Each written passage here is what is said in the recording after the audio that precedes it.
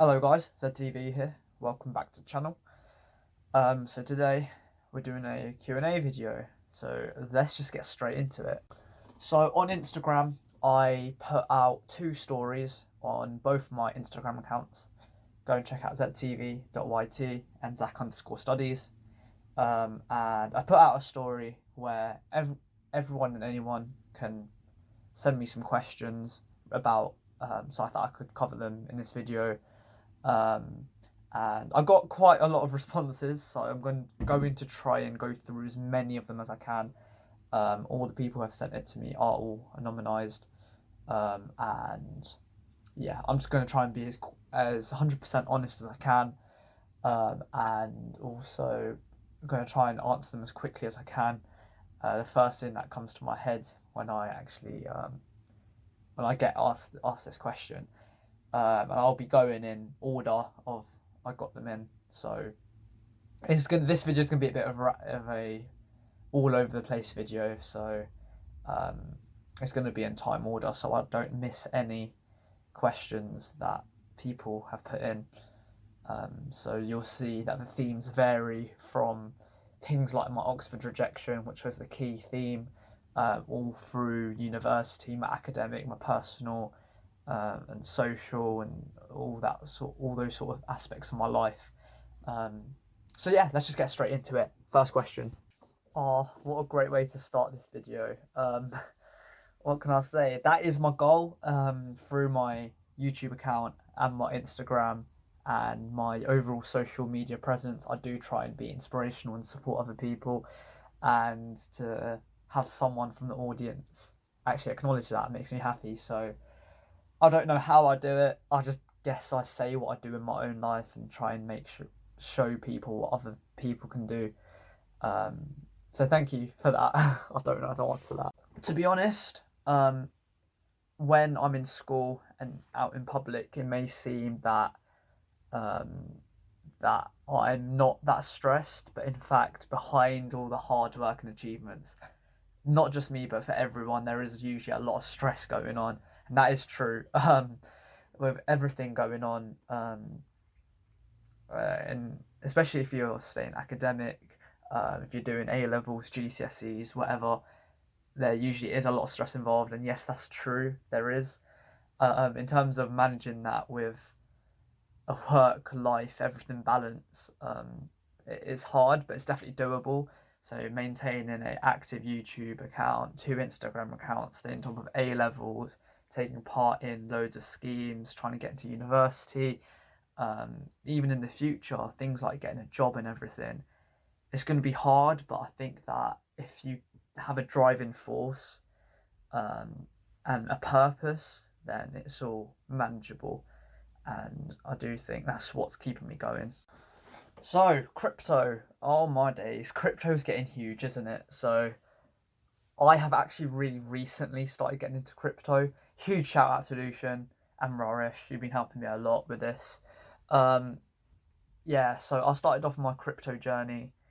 I'd say a week ago, I decided to put in £15. So I put £5 into Loopring, £5 into Cardano, and £5 into Shibu. And completed some extra tasks to get some more crypto going. So now I own £5 worth of Bitcoin. I own £7 worth of Stellar, and all of this has added up to, at the moment, when I last checked, I've got £36 in my balance. So far I've made 20 quid profit, and the advice I'm getting from my friends is saying that leave it in there, wait a couple of 10-20 years. So that's what I'm doing. So I can slowly see it going up, but it does also go down. I am thinking of investing a bit more, but obviously that comes with time. But yeah, I do crypto. With this question, yes, I do. My man Lucian, my bro. My saying is bros before hoes, and it's so true from experience. Than actual reality. No, I've made about over 100. I think this is my 105th video on my YouTube channel. I don't think I've ever forgotten to press the record button, but I do remember, right, my first video, I ever made. I just wanted to make it so perfect. I mean, I look back now and it isn't perfect, so go and check out my first welcome video if you want to. But I do remember making a lot of mistakes of how I made that video. And it took me way too long to make, with processing it and editing it and getting it up online. The amount of issues I faced, by far my first video has taken me the longest to make, and I think it will always be the longest and messiest. So I don't think I've ever forgot to press the record button, but in terms of the amount of retakes, my first video took way too long. I can't even count how many times I had to redo it. So A-level predictions are weird. So for my UCAS, what my school put in, it was originally going to be AAB, but upon that feeling of unfairness, and I think I thought I deserved higher, I pushed for it and tried to get evidence compiled and everything. And in the end, I got a prediction of A star, A, with the A star in biology, A in maths, A in psychology, and the A in EPQ, which was forgotten in the original set. So that was my final UCAS prediction. In terms of what I think I'm going to get, I do believe I can get 3 A stars in my 3 subjects. And with regarding EPQ, it's been a really weird journey for me of ups and downs. And realistically, I don't think I'm going to get an A in EPQ. If anything, I'll probably get a D or an E and just leave it. The value of EPQ has been so overhyped in sixth form, and it's not worth that much in my eyes. It hasn't been that important. So in terms of subject predictions, I do believe, and I will definitely go for 3 stars. And I mean, if this is the old video you're watching, go and check out my A-level results day video, which should be up now. See if I managed to get 3 stars or not. So 10 years time, I would have graduated my bachelor's and hopefully gone on to graduate from a master's if I decide to stay in academia, because at the moment I don't really think a particular job really springs out at me. I do think I'm going to end up in some sort of biology / not directly medical, but something medical related maybe, because biology is just so interesting to me. Some sort of researcher maybe, perhaps going on to do a PhD or some sort of doctorate in something. I'm not sure, but I see the future's so uncertain. But I do think I'm going to probably go push to get into some sort of high role, hopefully, upon finishing university. But I'm so bad in future plans, I'm not sure what I'm even going to do tomorrow.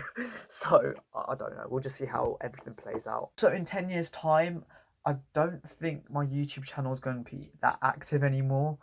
But if I do manage to grow a bit more, I will continue uploading. But I do want to continue uploading, but it's just whether it's worth it for me. I guess all my old videos are always going to be on the YouTube just to help others out, so that's the key thing. But I will try and make as many videos as I can for you guys. So regarding universities, I have so far got 1 rejection from Oxford.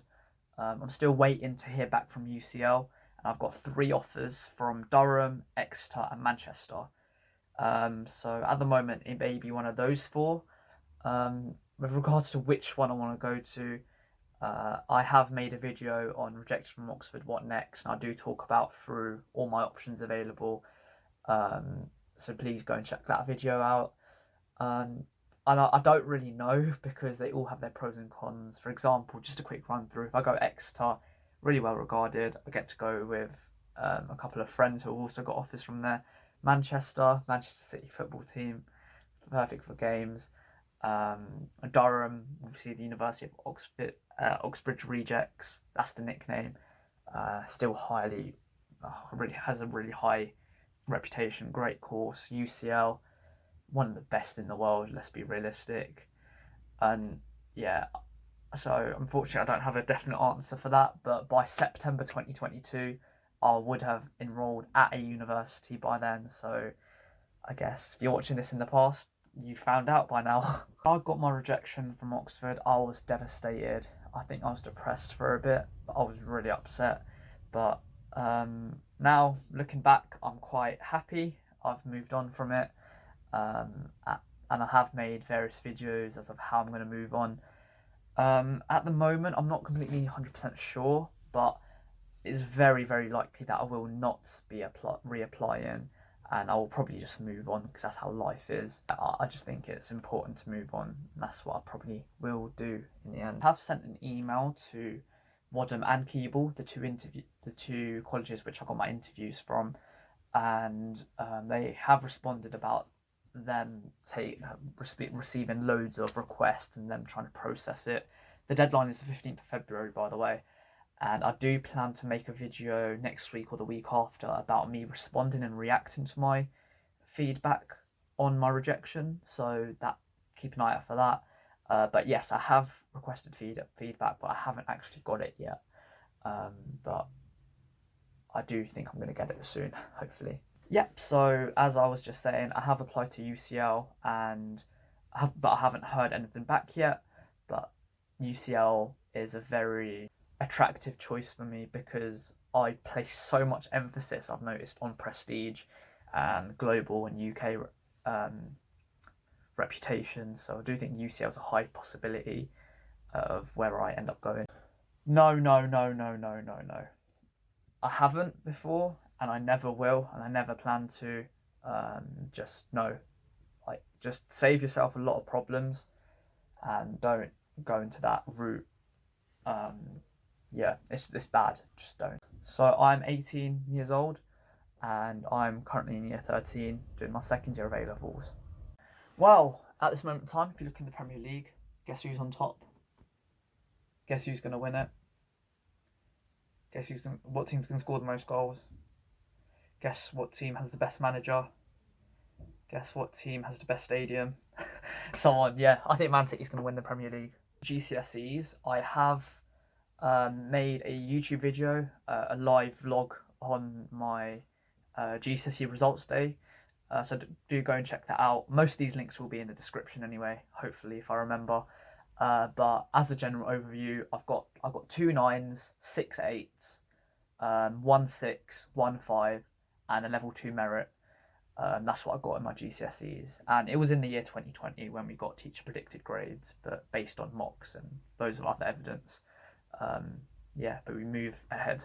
I'm literally recording my videos on a phone, and I've got a Samsung Galaxy S8. Hopefully I'm upgrading sometime soon. And that's what I make my videos on. And yeah, I just do all my editing and everything on it. Yeah, a smartphone's smart. It gets the job done. But I hope that I will upgrade sometime soon for better quality. Hopefully get all those editing, YouTube video related equipment. Perhaps soon using a camera. We'll see. No, I don't have any pets, but if you count fish, loads of pond fish as pets, and yeah, I do have pets apparently. My family's got about 30 to 40 different types of fish in our pond back in the garden. So if you count fish as pets, then yeah. Year 13 is going quite well. When I looked at year 13 from the year 12 perspective, I'd imagine it was a lot harder in content. Now that I'm in year 13, even though the content does feel harder, it doesn't feel like a massive jump from year 12. And the content right now is quite manageable. But saying that, in school we are quite behind in every single subject. So it's really down to myself to try and get ahead, get all the revision done first and everything. But I do feel like year 13 stress is a bit over-exaggerated for me. And I do feel like I'm on track. But the reality of sixth form is sometimes it goes up, sometimes it goes down. It's a massive ride.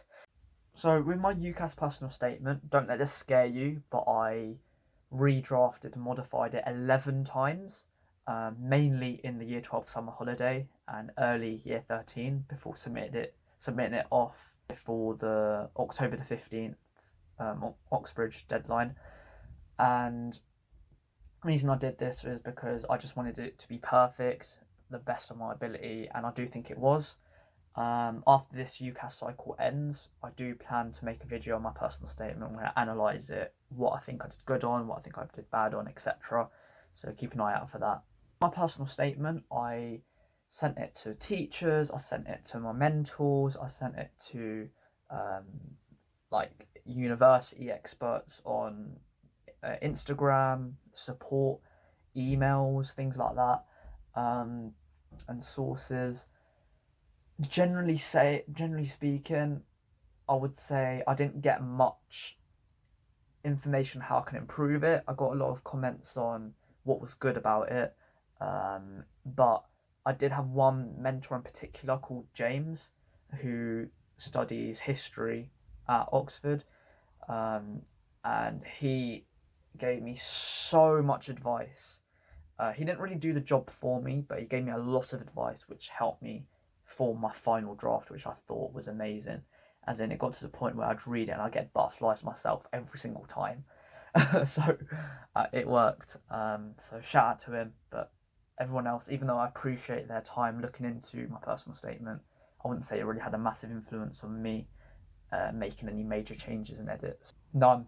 So I've got 3 sisters. They're all terrible as each other. Yeah, move on. Future plans, again, as I've already said in this video, I'm really not sure, but I definitely hope to have graduated from university and some sort of stable career path or academia. The future's so unexpected. We'll just see where life takes me.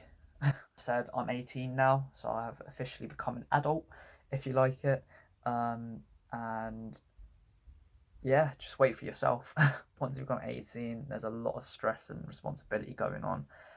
They say childhood's the best time of your life, so enjoy that stress-free life while you can. You just got to go with it. It is stressful, it's true. Loads of responsibilities. So I've covered this before. I've currently got offers from Durham, Exeter and Manchester, waiting to hear back from UCL. So it'll be most likely one of those 4. I just don't know at the moment. You've obviously got to give it a lot of real thought because you're going to be spending 3 to 4 years of your life at this particular education institution. So yeah, I've made a video, so go and check that out on my next plans. And covered this, just refer to the question I've just answered. Maths A-level has been really weird. So year 12, even though we had a lot of disruption, I found year 12 quite easy, I want to say. With obviously the odd topics, which is quite difficult, but while doing practice, I overcame it. Year 13 is a bit weirder, so we're currently doing things like parametric equations and trigonometry. Trigonometry is getting really weird, and it's quite difficult. Parametric as well, never came across to it, differentiating it from the typical Cartesian equations we're used to.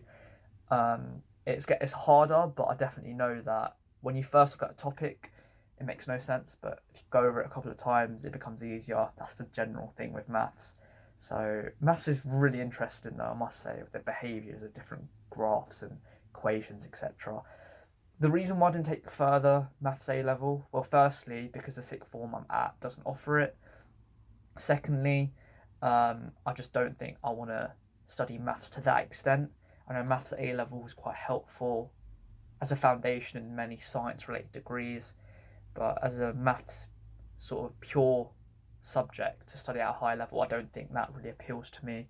So yeah, I just want maths year 13 to end.